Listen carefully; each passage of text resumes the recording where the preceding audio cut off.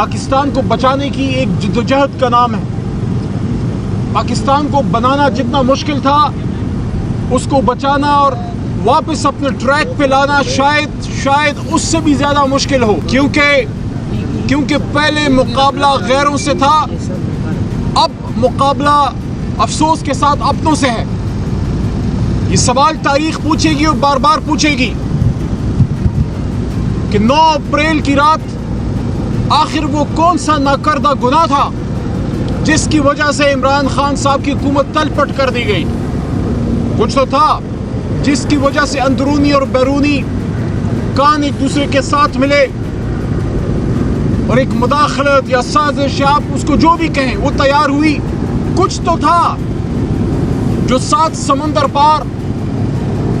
بیرونی آقاؤں کو عمران خان ناگوار گزر رہا تھا. کہیں ایسا تو نہیں تھا کہ اقوام متحدہ کے بیچ میں یہود و ہنود و صہیونیوں کے بیچ میں کھڑے ہو کے ایاک نعبد و ایاک نستعین کسی کو اچھا نہیں لگا. کہیں ایسا تو نہیں تھا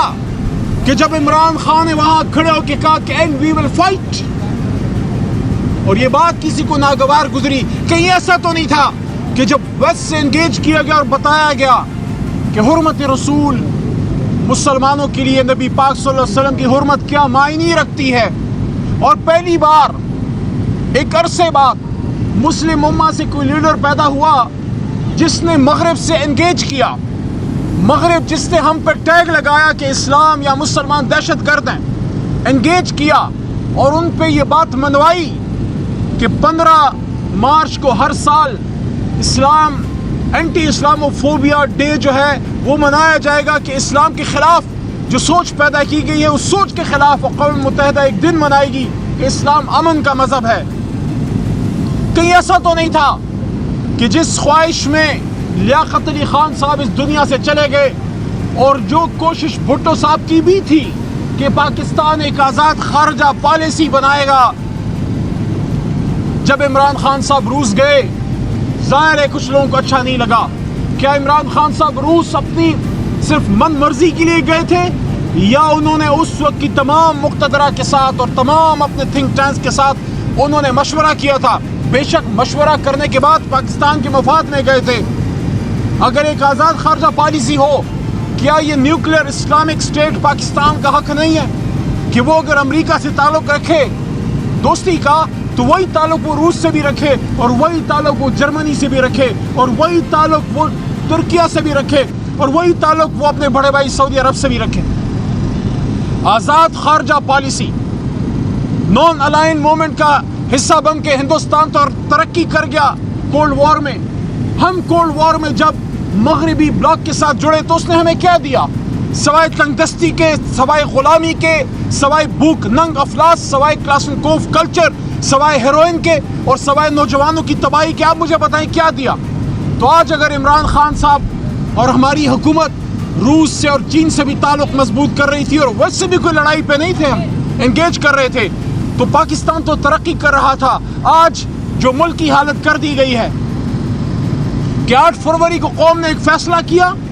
اور بجائے اس کے کہ اس فیصلے کو مانا جاتا, بجائے اس کے کہ اس فیصلے کے سامنے, عوام کے فیصلے کے سامنے سر تسلیم خم کیا جاتا, اس ریجیکٹڈ شدہ لیڈرشپ کو لایا گیا جن کے بڑے بزرگوں نے پچھلے 30-40 سال میں پاکستان کو سوائے تباہی کے کچھ نہیں دیا. یہ قوم 8 فروری کو نکلی, پاکستان تحریک انصاف کو اور عمران خان صاحب کو ووٹ کیا, ہم سب لوگوں کو پاس کیا اور 2 دہائی سے بھی زیادہ, اور جب اس مینڈیٹ پہ ڈاکہ پڑا تو بار بار جلسوں میں جانا, احتجاج میں جانا, اور اسی چوری شدہ مینڈیٹ کے لیے, اسی مال مسروقہ کو برآمد کرنے کے لیے جب پرامن پاکستانی اسلام آباد کا رخ کرتے ہیں, ڈی چوک کا رخ کرتے ہیں اس مان کے ساتھ کہ اسلام آباد میں میرے بھائی رہتے ہیں, اسلام آباد میں میرے اپنے خون کے رشتہ دار رہتے ہیں, اسلام آباد میں میرے پاکستانی رہتے ہیں, وہ میری بات سنیں گے, وہ میری بات سنیں گے, چاہے مانے یا نہ مانے, مجھے وہاں بیٹھنے دیں گے, مجھے حق ہے اپنی بات سنانے کا. ان کو یہ نہیں پتا تھا کہ غیروں سے نہیں اپنوں سے ان کے سینے گولیوں سے چاک ہوں گے. اس سے افسوس ہوتا ہے. اس لیے میں بار بار یہ بات کرتا ہوں کہ نہ صرف ان کی جان گئی, جو گئے ان کا مان بھی گیا, ان کی جان بھی گئی, ان کا مان بھی گیا. ان کو یقین جانے جب تک ان کی روح نہیں نکلی ہوگی. جتنے بھی تھے, کوئی کہتا ہے 100 ہیں, کوئی کہتا ہے 200 ہیں, ابھی تک 12 کی فگر ہمارے پاس مصدق آئی ہے. جیسے جیسے فگرز آئیں گی یہ بڑھے گا. لیکن اگر ایک بھی ہے تو کیوں ہے؟